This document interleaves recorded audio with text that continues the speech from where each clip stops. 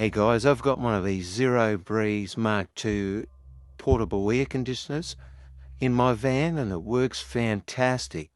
They do say you need the battery, but I've found with the 24-volt converter, you can plug it straight into the unit and it cools beautifully, connected to your cigarette lighter or your car battery.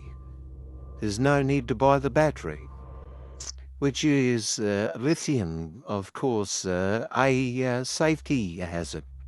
So you can use your car battery, which is much safer.